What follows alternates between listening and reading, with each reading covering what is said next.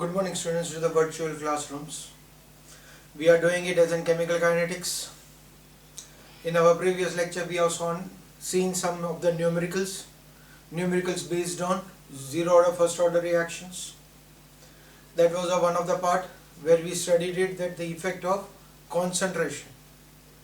Now the next part that we are having it, that we are going to study, that is related to the effect of temperature. So in today's lecture we are going to study effect of temperature on rate constant. Now this was studied by the scientist named Arrhenius. So we are also going to consider it as Arrhenius equation, the effect of the temperature. What did he told it, or what was his study? He told that the effect of the temperature on the rate constant was if temperature is increased by 10 degrees C, the rate of the reaction is almost doubled. The rate of the reaction will be, that is the rate constant, right? If the temperature is increased by 10 degrees Celsius, the rate constant, the rate means the rate constant, here we are going to get it in the form of K. K of the reaction is almost doubled, right? The second factor he told it, that if temperature is increased by 10 degrees C, the kinetic energy of the molecules increases by 3%. Kinetic energy of the molecule increases by 3%. So the two factors, when the kinetic energy of the molecule increases, the number of the reactants get converted into product will be faster, and because of it more change in the concentration changes the rate constant, right? So these were the two statements that were given, during which he gave out the equation K is equals to A e raised to minus EA by RT. So here we are going to get it as some new terms, right? Here this K, you know it, it's a rate constant. It was a proportionality constant as a frequency or Arrhenius constant. We will term it as a frequency constant or Arrhenius constant. E, it's an exponential factor. EA, it's an activation energy. R, it's a gas constant, that is 8.314 joule per mole Kelvin, right? And T is a temperature. So he gave out the equation K is equals to A e raised to minus EA by RT, right? Now before we understand, or before we go in for the detail of this study, the new term that came for us, activation energy. First of all, we'll try to understand that term. What is activation energy, right? First of all, with the help of a graph, we'll try to understand it. What is activation energy?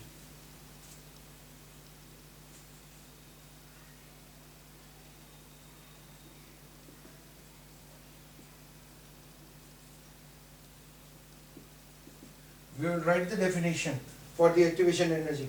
But before writing the definition, let's understand what is the factor. Like, we are having it as a number of reacting species are there. I'm writing it as an all the reactants are shown over here. All the reactants are having certain amount of the kinetic energy with it. Certain amount of the energy is always there with each and every molecule. This is the minimum amount of the energy. The certain molecules may have more, right? Though if these reactant has to be converted into product, if I want to convert the reactant into product, this is the maximum energy they should possess. The reacting molecules are over here. All these reacting molecules are there, right? So these molecules which are having higher energy than the required energy, they can convert themselves into product very easily. But these molecules, they are not having enough energy to convert themselves into product. So they need some additional support, some energy as an external energy. So this is the space where you can see that these are the molecules, they need an additional energy from outside. We consider that energy as activation energy. So that activation energy, what will do? It will support it, it will get converted into product. For this, if I want to give it as an example, many of the students are there. Suppose if we take it as an example that if we are in a classroom and if you have been told that you should purchase certain this school diary today itself, and its cost of 40 rupees. It's not necessary that each and every student sitting in a classroom has a 40 rupees within their pocket. Some may have 20, some may have 30, some may have 50, some may have 100. Right? Those students who are having 50 or 100, they without any hesitation, what will do? They will pay up the money and they will get their school diary, school calendar. Right? But those students who are having 20 and 30, or those students who do not have, they are having suppose 10 rupees, 5 rupees. What will happen? A student with a 5 or 10 rupees will be just in a position that they don't want to purchase it. That means they are not going it for the reaction. But those who are there with a 20 or 30 or 35, what they will think it is? You are having some extra amount. Today give it to me. I will pay it. I will get that book. But tomorrow I will repay back. Right? So that means, and support is there from the other students. The amount of the support that is required, some students, those who are having 20 rupees, they need 20 more. That means 20 is an activation energy for that student. A particular student was having 35, need only 5. So 5 is an activation energy. So activation energy is given out as, defined as the minimum amount of the energy. The definition is given out as the minimum amount of energy required, minimum amount of the energy given to the reactant to get converted into product. That energy is known as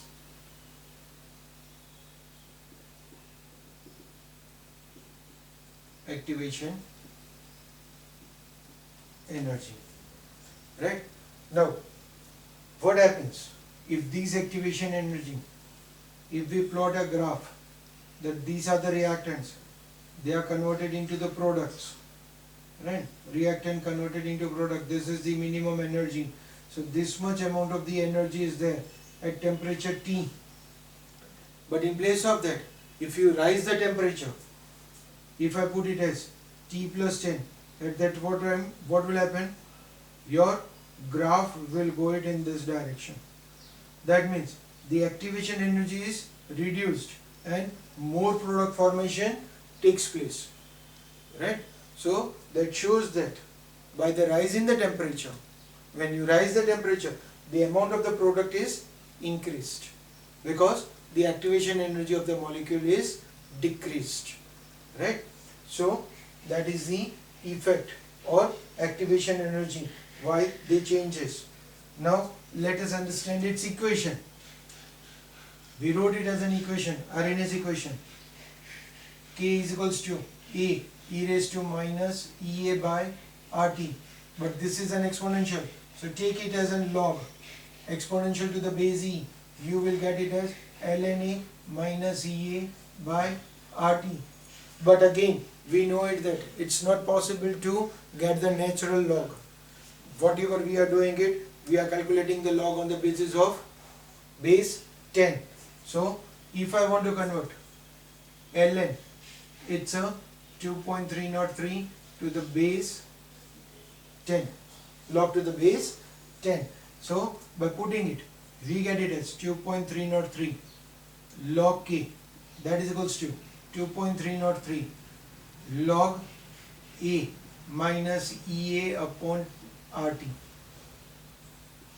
Now both of these are having 2.303. So if I divide the whole equation by 2.303, what will happen? Log to the 10, that is equals to log A minus EA upon 2.303 RT.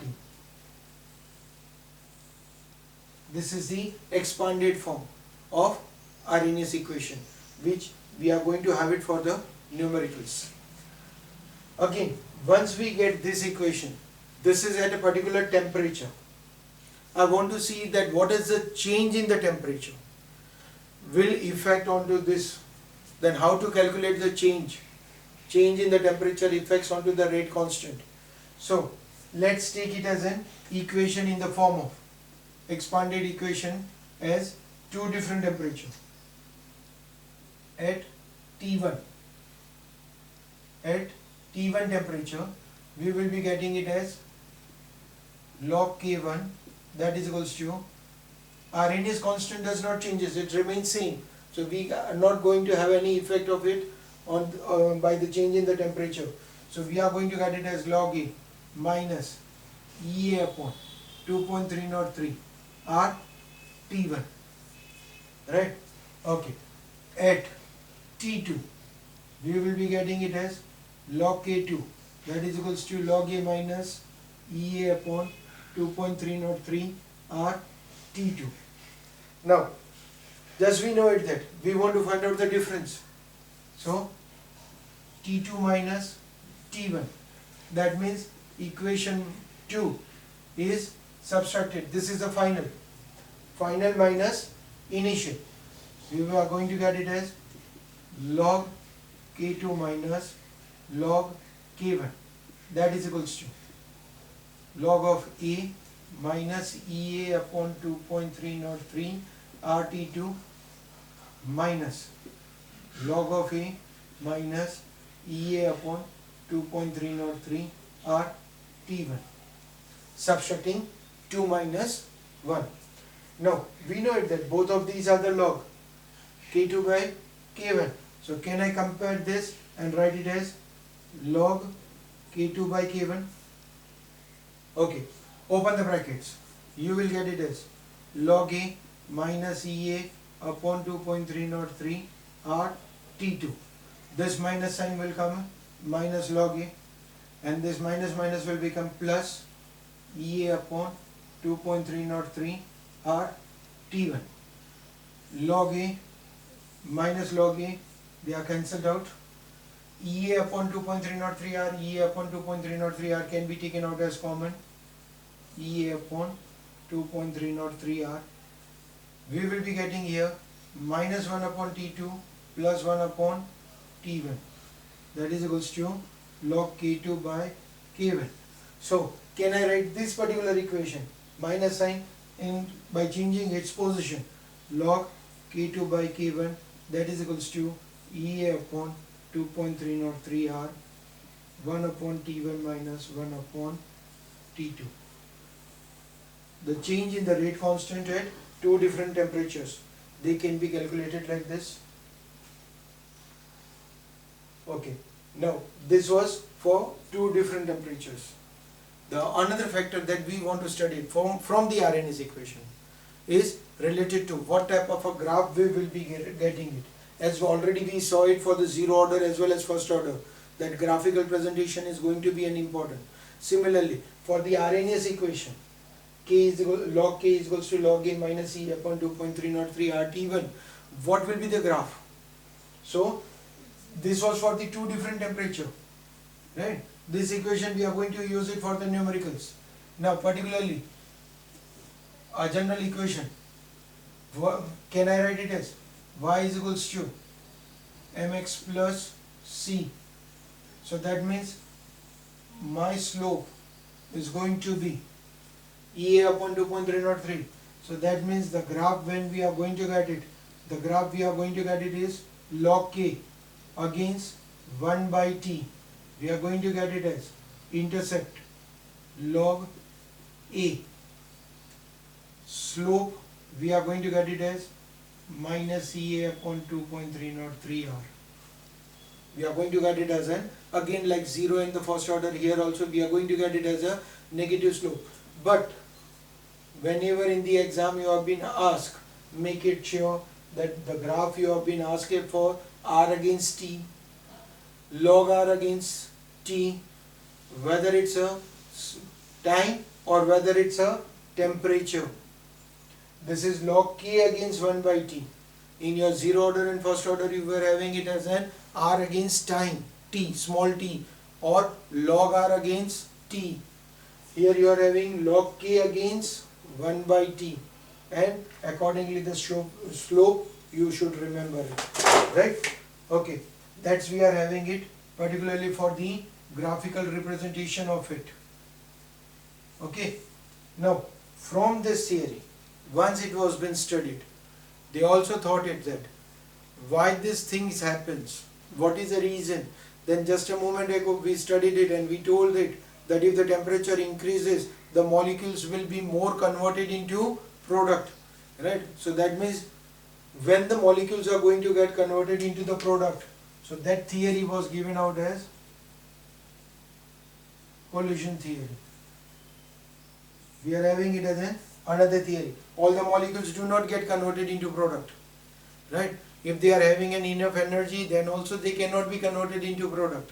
Like we took it as an example that there are the certain students who are having 100 rupees in their pocket, but it's again when they have been asked to purchase the school calendar, it's not necessary that they will be ready to purchase it, because they might have got it 100 rupees to get in petrol in their vehicle, right? If they don't get the petrol, they won't be able to transport themselves to school to home or school to tuitions or whatever their conditions are. So in that case what they will think, tomorrow we will get, today we are having only for petrols. So that means the conditions, it's not necessary that all the reacting species they are having energy will be getting converted into product. So what are the required conditions? Collision theory is a factor which explains it, and that is given out as each molecule should have enough energy. Second, it's not necessary that, again I am saying it, enough energy means they will get converted into product, it's not necessary. Molecules having enough energy should collide. Unless and until if they don't go for reacting with one another, they can't react. So they have to come closer to one another for the reaction. And the third factor is they should collide with each other in proper direction. Now, with the help of an example, we'll try to understand this factor, right? What is this theory wants to say? I'm having it as an H2, I2, 2Hi. Is it necessary that each of these hydrogen and iodine will react? There is no 100% reaction. We know it that there is no isolated systems. So in that case, all these molecules are not going to get converted into Hi, right? Why? Then what is the required condition? See, we take it as an 2 hydrogen molecules, 2 iodine molecules are there, right? At that time what will happen? I am putting them in this direction. I am going to say that they are going to break themselves and they are going to collide with one, unless and until if they don't come closer to one another, are they going to react? No. So first of all, they have to break themselves. So that is the enough energy to break themselves. Then they have to come closer to one another. Those molecules, when they are coming closer to one another, they gets converted into HI. But the condition arises that during that case, there is another molecule of H also, which have already collided and have an enough energy. They have also broken themselves. But in place of going it in this direction, it went into this direction. So appropriate direction is also must, proper direction. They should collide with one another in a proper direction. The direction is not correct. In place of going towards the iodine, it went towards the another hydrogen molecule. So at that time what will happen? Again it will form H2. In place of HI, it formed H2. So that means they should collide with proper direction. As a result, the equation which was given out, K, that is equals to A e raised to minus EA by RT, this A was changed as Z. By the collision theory, it was changed as Z. So that means we wrote it as frequency minus EA by RT. It's a frequency factor.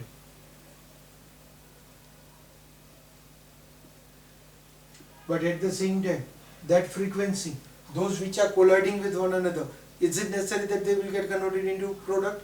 No. Proper direction, enough energy. These two factors, they should contain. If they are colliding with a proper direction but they don't have enough energy, they won't get converted into product. They are colliding with one another with enough energy but not in a proper direction, they won't get converted into product. So those which are having it as a frequency over there, we get it as probability also. Probability of getting converted into product or not.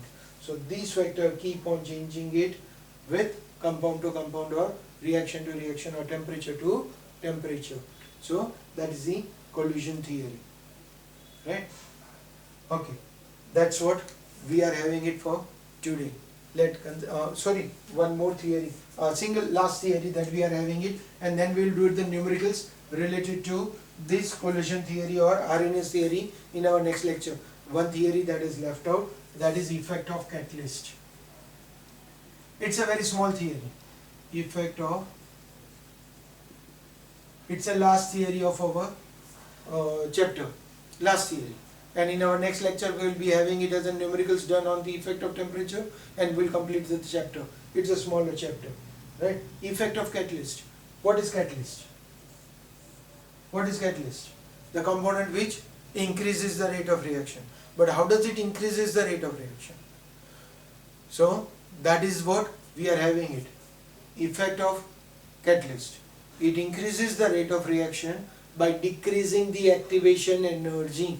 It's as similar as the graph that we saw it for temperature. If we are having it as in, suppose this is a reaction without catalyst.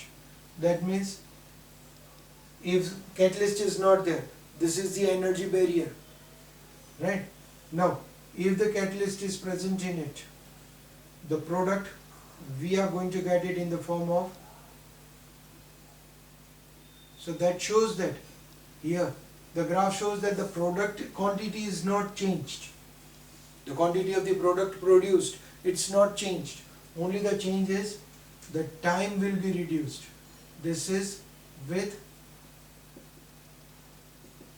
catalyst. So quantity of the product is not changing, only the time required to reach that product, it's decreased. So effect of catalyst, what we are going to get it? Catalyst increases the rate of reaction by decreasing activation energy, right? So that is only the small term that was left out. I just forgot about it. Effect of temperature, effect of catalyst, right? Okay, that's all what we are having it for the theory in this chapter. Only in the last now in the last lecture we will discuss it about the numericals of the Arrhenius equation. So that means we will be completing the chapter. That's all today. Thank you.